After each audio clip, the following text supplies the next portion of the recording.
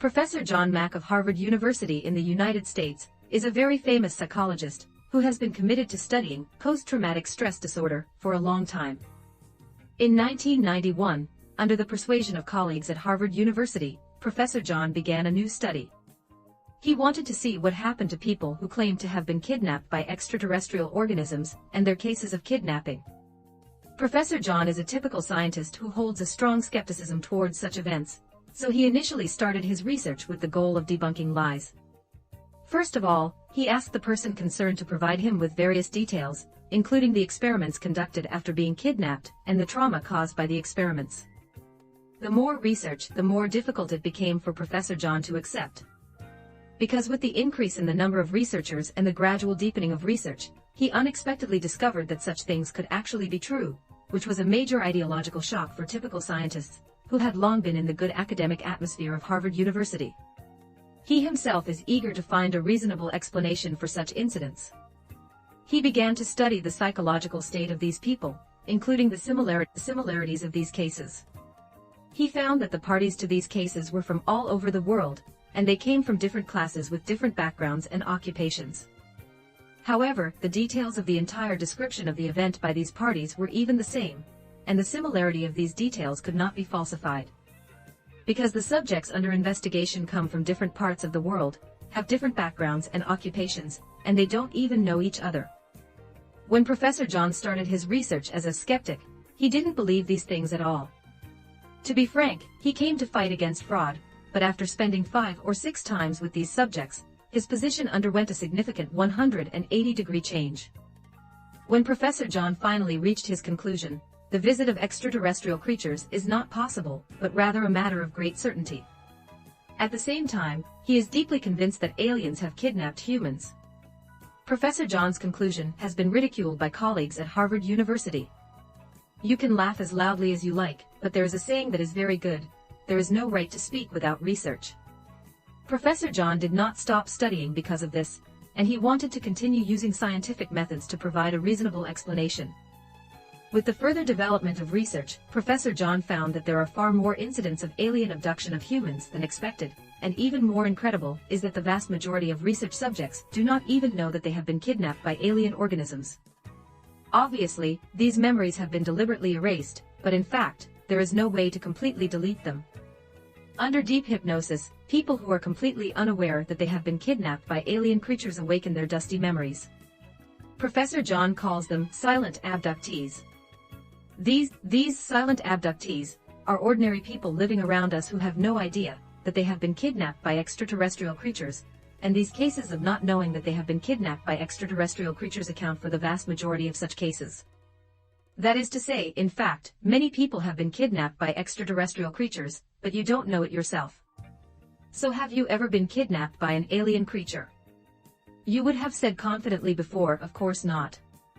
Don't worry so much, I'll give you the answer. Do you really think that's what you think? Most silent abductees are after their sleep. After sleeping, you are taken away by some mysterious force. When you wake up the next morning, everything feels very normal, and you have no impression of the fact that you were taken away. You can recall, did you wake up one morning and find yourself particularly tired physically and mentally, especially with some accidental scars on your torso? But when you were dressed well and the scars appeared inexplicably at that time, do you remember if this kind of thing ever happened? Silent abductees are the vast majority, but there are some cases that you will definitely be aware of if they happen to you. For example, on December 26, 1985, White was vacationing in a small wooden house in New York City. That night, he experienced a strange event. He said that when he woke up in the middle of the night, he found himself in a very strange circular small room, which was completely different from the wooden house he was sleeping in. At the same time, a creature with large eyes that looked very like an insect stood beside him, and looked straight at him. In addition to this large-eyed creature, there are other humanoid creatures walking around the room.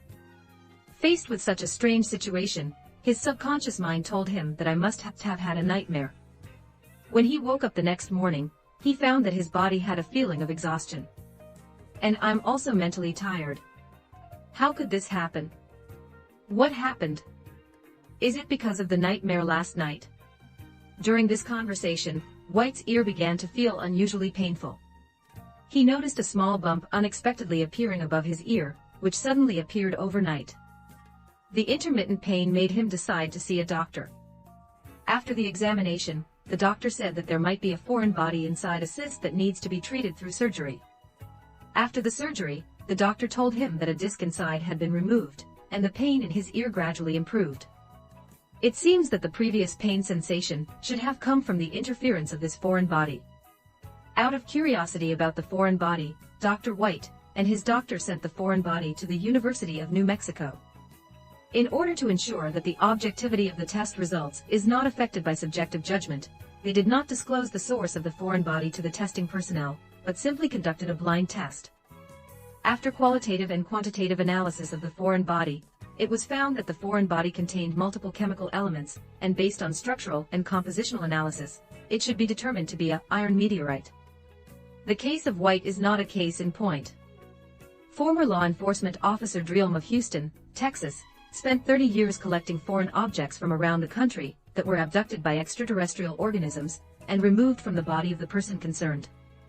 These foreign objects have different shapes and different implanted sites. After testing, it was found that they are basically meteorites. Why would these foreign objects be placed in the body of a kidnapped person? There are currently two statements that are most discussed. The first statement, tracking and positioning, which means that the probability of being put into a foreign body, being kidnapped twice or repeatedly, is higher than that of ordinary people. That is the case with White mentioned earlier. According to his statement, he was kidnapped by this alien creature more than once. The second argument is that these foreign bodies are treated as markers after being implanted into the body by these alien organisms. Due to a large amount of information indicating that there is more than one extraterrestrial organism that has kidnapped humans, there is a theory that these foreign objects are marks left by a certain race red. These two types of people need attention.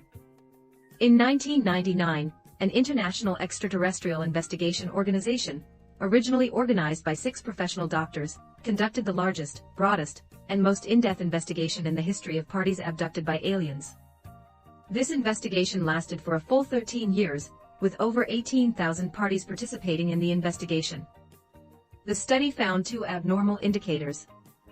The first is a group of people whose eyes are all green, accounting for 2% of the world's total population, which can be said to be a very rare group of people.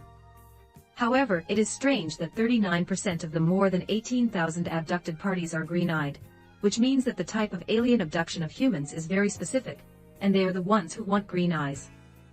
The second is related to human blood. I don't know if anyone has ever heard of a blood type called Rh-negative blood, which is very rare in China, and is only about 0.3% to 0.5%. Therefore in China, Rh-negative blood is also called panda blood, which has a certain relationship with race. From a global perspective, the proportion of the world is higher than that of China, accounting for approximately 15% of the world's population.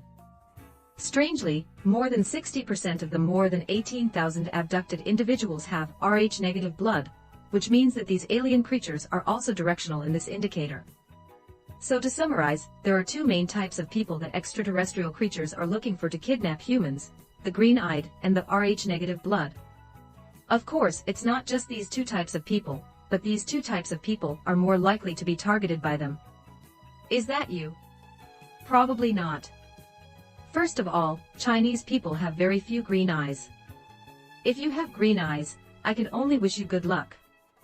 Secondly, Rh-negative blood is also very rare among Chinese. As we mentioned earlier, only about 0.3% and 0.5% of people in China have this blood type. Green eyes and Rh-negative blood are not the main characteristics of Chinese. So this is why it is rarely heard that any Chinese have been kidnapped by alien creatures, and why do these alien creatures stare at people with green eyes and Rh-negative blood? Please leave a comment and discuss your ideas in the comments section.